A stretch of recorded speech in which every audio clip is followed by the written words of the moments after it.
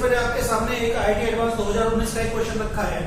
मैं सबसे पहले चाहूंगा कि आप लोग स्क्रीन को पॉज करके एक बार इस क्वेश्चन को नोट कर लें, अटेम्प्ट करें और उसके बाद इस सॉल्यूशन को देखें, तो आपके लिए बेटर होगा, आप ज्यादा अच्छा समझ पाएंगे। एनी हाउ हम लोग इस वक्त इसका सॉल्यूशन डिस्कस करते हैं। तो मैं मानता चल रहा हूं कि आप लोगों ने क्वेश्चन जो है ये पढ़ भी लिया होगा। मैं थोड़ा सा ब्रीफ कर देता हूं। यहाँ पर बेसिकली है क्या बेटा कि हम लोगों को इनफाइनाइट एपी की बात चल रही है और इनफाइनाइट एपी में जितने भी एलिमेंट्स होंगे, जितने भी उसके नंबर्स होंगे, उनके कलेक्शन को हम लोगों ने एक सेट बोला है। तो एक सेट हमने बनाया उस एपी का जिसका फर्स्ट टर्म 1 और कॉमन डिफरेंस 3 है, ये एक सेट है। फिर एक सेट बनाया जिसका फर्स्ट टर्म 2, कॉमन डिफरेंस 5 है, और फिर एक सेट बनाया जिसका फर्स्ट टर्म 3 और कॉमन डिफरेंस 7 है। और इन तीनों सेट का मान लो मैं इन्हें एक्स वाई जेड नाम दे दूं, एक्स में इस एपी के सारे टर्म्स हैं, वाई में इस एपी के सारे टर्म्स हैं, जेड में इस एपी के सारे टर्म्स हैं। इनका इंटरसेक्शन पूछा है, ठीक है। तो इंटरसेक्शन का मतलब जैसा कि तुम जानते हो कि इंटरसेक्शन का मतलब क्या होता है, कॉमन टर्म्स।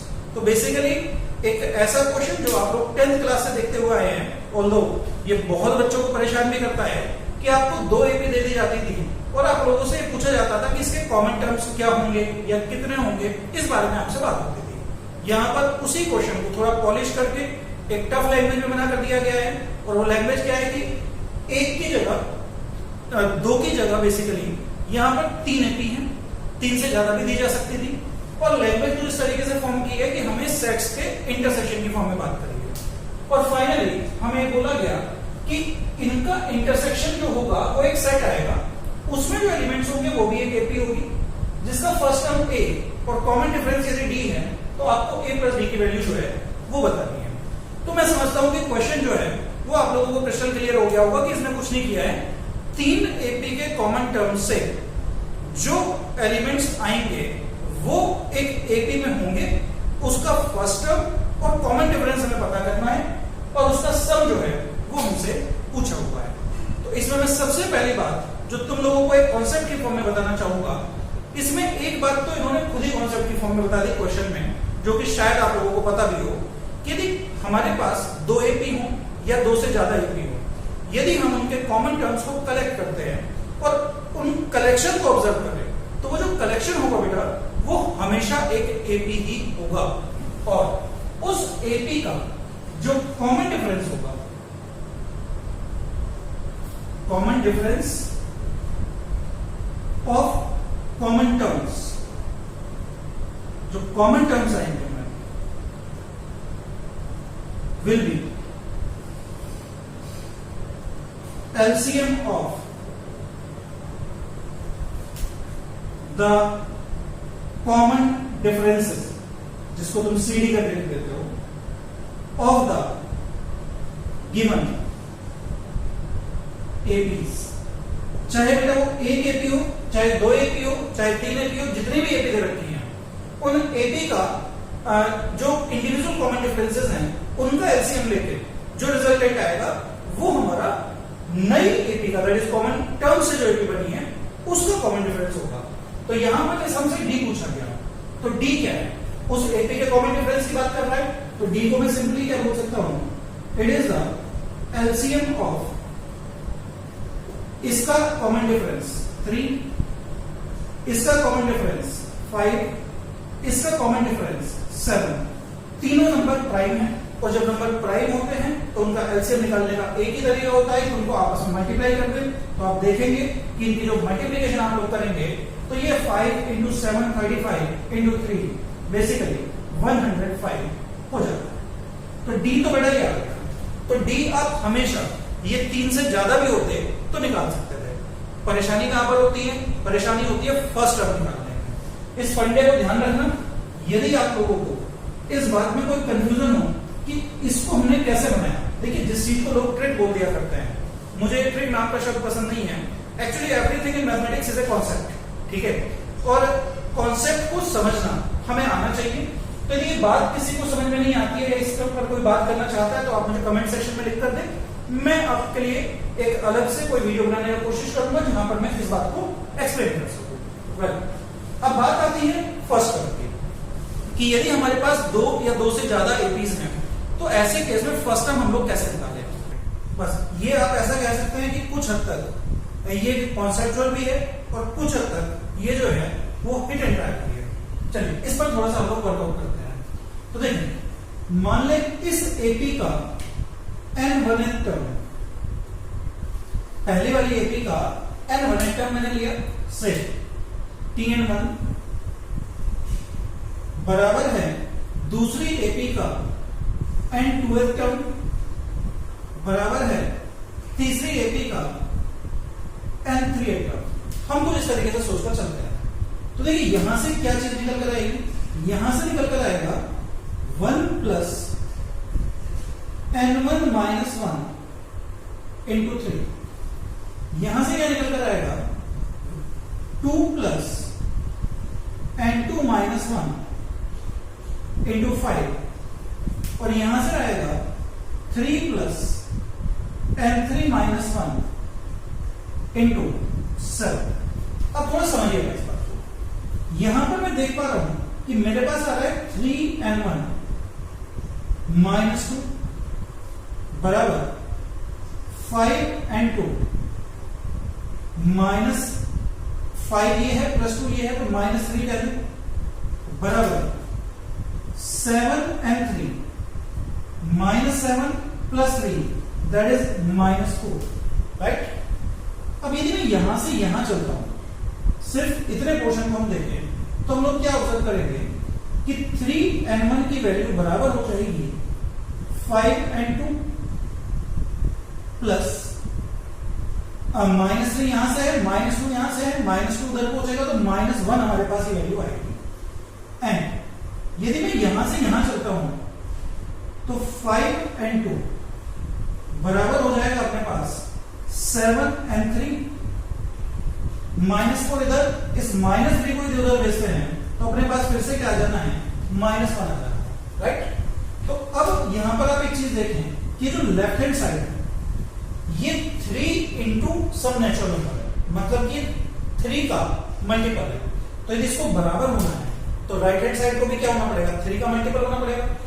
अब ये जो 5n2 है यदि मैं इसे ब्रेक कर दूं 3n2 प्लस 2n2 माइनस 1, तो यहां से फंडा ये निकल कर आएगा कि ये तो पहले से ही 3 का मल्टीपल है, इस क्वांटिटी को भी 3 का मल्टीपल होना पड़ेगा। तो मींस मैंने क्या कंक्लूड किया, मैंने कंक्लूड किया कि 2n2 minus 1 is a multiple of 3। ये क्या होना चाहिए 3 का मल्टीपल होना चाहिए। सिमिलरली यहां पर आप ऑब्जर्व करें तो ये 5 इंटू n2 है, मतलब यहां पर लेफ्ट हैंड साइड जो है वो किसका मल्टीपल है 5 का। अब ऐसे ही इस 7n3 को मैं क्या लिख सकता हूं 5n3 प्लस 2n3 माइनस 1। फिर से ऑब्जर्व करिएगा ये पहले से ही 5 का मल्टीपल है, इस पूरे को 5 का मल्टीपल होना है तो मैं ये भी कह सकता हूं कि n 2n3 minus 1 is a multiple of 5, right. इस इंफॉर्मेशन से हम यहां तक पहुंचे। अब थोड़ा यहां पर समझने की कोशिश करेंगे कि यहां से हम लोग किसी भी एक की वैल्यू निकाल पाए, मतलब कि या तो n1 की निकाल पाए या n2 की निकाल पाए या n3 की निकाल पाए, तो उसी वैल्यू को यहां पुट करते ही हमारे पास ये पता चल जाएगा कि फर्स्ट कॉमन टर्म हमारे पास कौन सी है। अब यहां ऑब्जर्व करें, एक तरफ आप बोल रहे हैं कि 2n3 minus 1 is a multiple of 5, ठीक है। 2n3 a natural number into 2 is even, minus 1 किया तो वो क्या हो गया ऑड। इट मींस ये 5 का मल्टीपल तो होगा लेकिन कैसा नंबर होगा ऑड नंबर होगा। इट मींस 2n3 माइनस 1 को क्या वैल्यूज मिल पाई, तो 2n3 माइनस 1 या तो 5 हो जाए या 15 हो जाए या 25 हो जाए, यही तो वैल्यूज मिल पा रही है मेरे पास, ठीक है।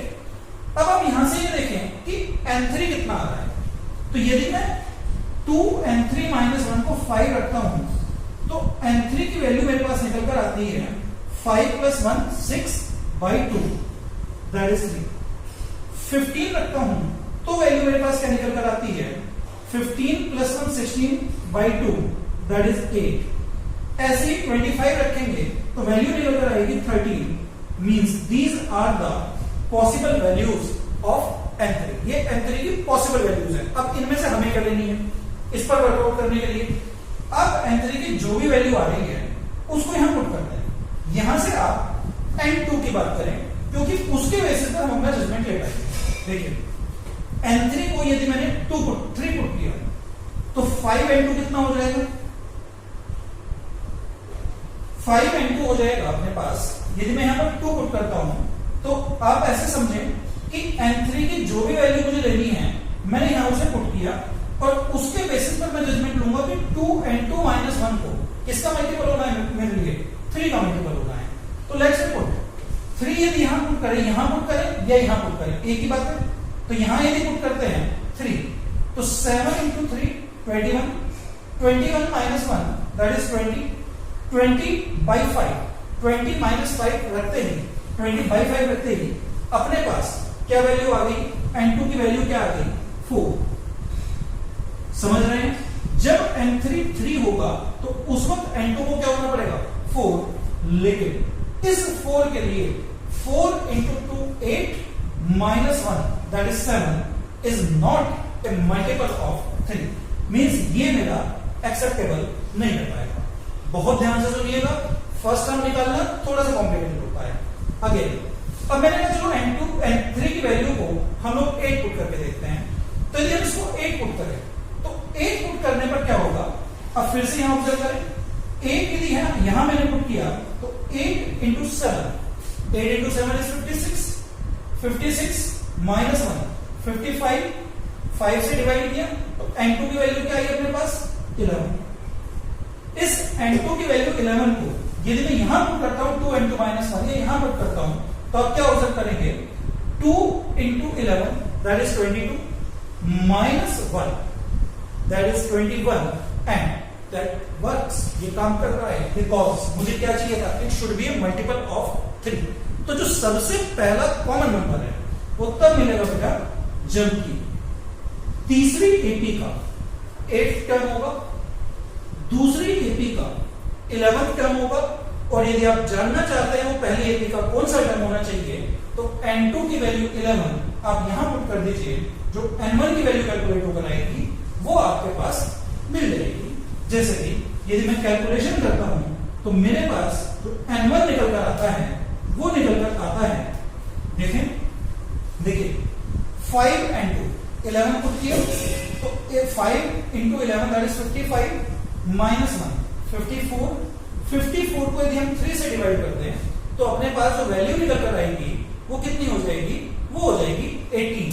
तो हमें ये पता चला कि पहली एपी का 18th टर्म दूसरी एपी का 11th टर्म और तीसरी एपी का 8th टर्म ये तीनों वो टर्म्स होंगे जो सबसे पहली बार क्या बनेंगे कॉमन बनेंगे। नाउ वर्क डन कंप्लीट हो गया। हमें n3 मिल जाता n2 मिल जाता या n1 मिल जाता हमें तो कोई भी एक नंबर मिल जाता। उसी पर्टिकुलर वैल्यू को आप लोग यहां पुट कर दें या उस पर्टिकुलर वैल्यू को आप यहां पुट कर दें या उस पर्टिकुलर वैल्यू को आप यहां पुट कर दें। तो मैं तो कहूंगा मेरे पास सबसे पहले n3 आया था उसके बाद का वर्कआउट तो सिर्फ हमने अपने कॉन्सेप्ट को समझने के लिए लगाया। तो n3 का वैल्यू 8 यदि हम यहां पुट करें तो देखिए 8 - 1 7 × 7 49 प्लस 3 बिकम्स 52। तो बेटा जो a की वैल्यू आएगी वो फाइनली क्या हो जाएगी 52। a इज 52 d इज 105 और a प्लस d हमारे पास कितना बन जाता है a प्लस d की वैल्यू हो जाती है 157। और ये आईटी का आया हुआ क्वेश्चन है और इसमें जिस तरीके से हमने इस क्वेश्चन को सोचा वो होपफुली आप लोगों को कुछ समझ में आया होगा। तो इसमें 2 पार्ट थे। फर्स्ट टर्म कैसे सोचना है इस पर दिमाग लगाना, कॉमन डिफरेंस कैसे सोचना है इस पर दिमाग लगाना। तो कॉमन डिफरेंस हमेशा याद रखो, कुछ नहीं करना, सीधा एलसीएम। हाँ, फर्स्ट टर्म निकालने में थोड़ी बेटा मेंटल एक्सरसाइज भी है और यहाँ पर थोड़ा सा कैलकुलेशन का वर्कआउट भी है। राइट, तो फिर से मिलते हैं हम लोग अलजेब्रा की नेक्स्ट सीरीज में एक और अच्छे क्वेश्चन के साथ हम लोग बात करेंगे और मैं कोशिश कर रहा हूं कि मैं वही क्वेश्चंस लूं जो कि आईआईटी में आए हुए अच्छे क्वेश्चंस हैं या फिर ऐसे कुछ क्वेश्चंस जो हमें सब्जेक्ट सिखाने में हेल्प कर सकते हैं।